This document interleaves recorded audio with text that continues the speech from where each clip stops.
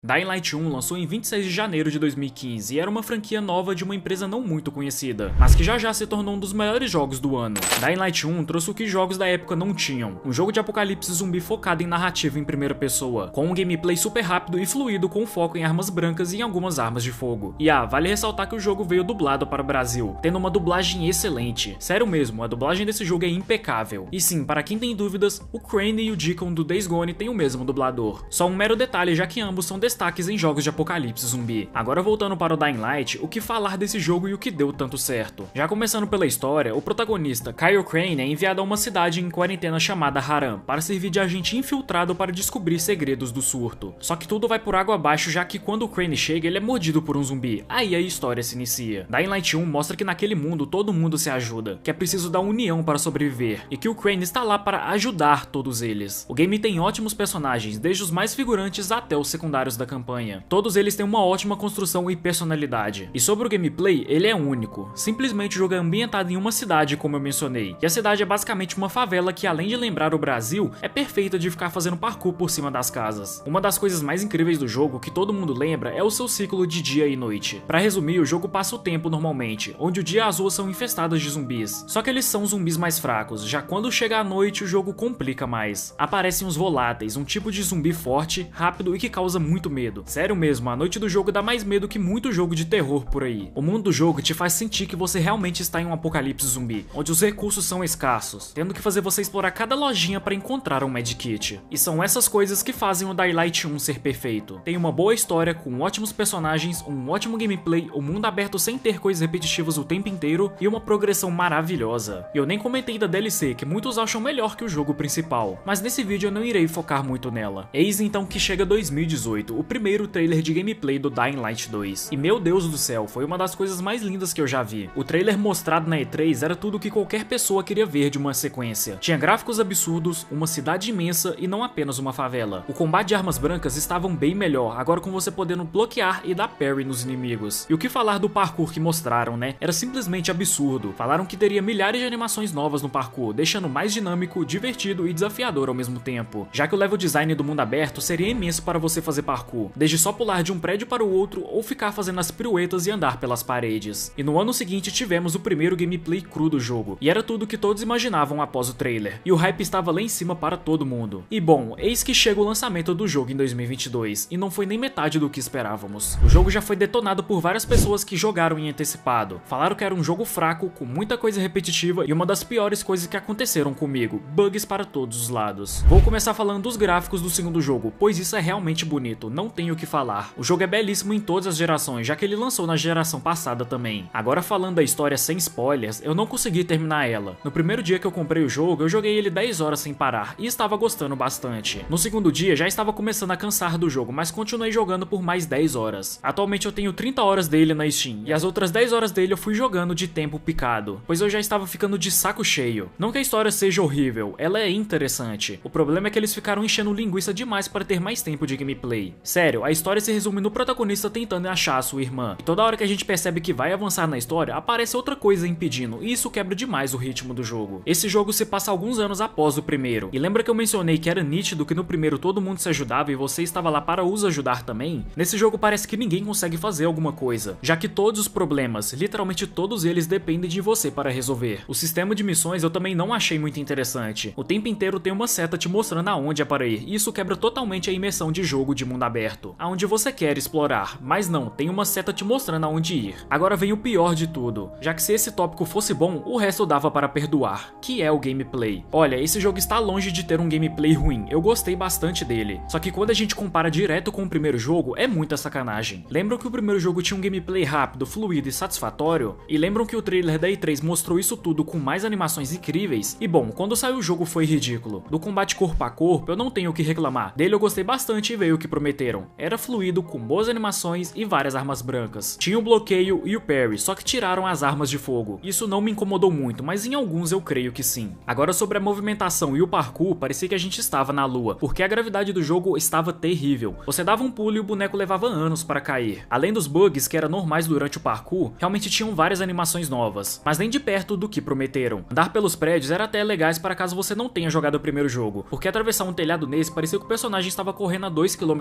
por hora. Não me levem a mal, o jogo lançou com um bom gameplay, mas não era nem perto do que prometeram e do que mostraram na E3. Agora sobre o mundo aberto veio outro problema. No primeiro jogo tinha a favela com várias coisas interessantes para se fazer, e um pouco depois da metade do jogo você ia para uma outra cidade, até aí beleza. No segundo jogo você começa em uma cidade pequena, era bem maior que a favela, mas só que depois de algumas horas você vai para uma outra cidade imensa. Ela é tão grande que o jogo te entrega uma asa delta para se locomover por ela. Pra mim as melhores horas de jogo são na primeira cidade, eu me diverti muito nela. Na outra cidade eu só andava de asa delta, e quando a estamina acabava eu já estava perto do objetivo e já ia andando. Agora falando do ciclo de dia e noite, isso morreu no Dying Light 2. Até tem a noite que quando aparecem os voláteis, mas é absurdamente fácil fugir deles. E em qualquer metro quadrado tem uma cama pra você dormir. No primeiro jogo, se você não tinha um acampamento ativo, fudeu meu fi. Você tinha que correr o máximo possível sem olhar para trás. E uma coisa legal no primeiro jogo é que de dia você percebia bem o apocalipse com vários zumbis nas ruas. E eu não senti isso no segundo jogo. Agora comentando um pouco da estrutura de mundo aberto, no primeiro jogo era satisfatório explorar as regiões. Você sentia que tinha algo único e interessante lá. Pô, tem a Excalibur escondida em uma área afastada. E o jogo não era lotado de pontos de interrogações. Já no segundo, falaram que o jogo teria 500 horas de duração para fazer o 100%. E pode até ter, mas vão ser as 500 horas mais chatas e maçantes para você fazer. Onde a maioria das coisas são repetitivas, side quests escritas por IA e desafios inúteis para estender o gameplay. E eu sei que o jogo sofreu várias atualizações depois, e vi muita gente falando que sim, o jogo melhorou, e que agora tem até armas de fogo. Mas pô, 2 anos depois, eu não animo voltar a jogar, e eu estou contando a minha experiência com o jogo que eles lançaram. O que fizeram depois para melhorar ele não foi o que entregaram no início. Em conclusão, acho que deu pra ter uma noção do porquê o primeiro jogo é tão superior ao segundo. Desculpe se alguma palavra que eu disse deu a entender que o segundo jogo é ruim. Ele não é ruim, só foram várias promessas não cumpridas. Com o mundo aberto Ubisoftizado com várias coisas inúteis para se fazer, que não conseguiu ser melhor em nada que o primeiro jogo na minha opinião. Me conta aí o que você acha do jogo e se você jogou ele após as atualizações.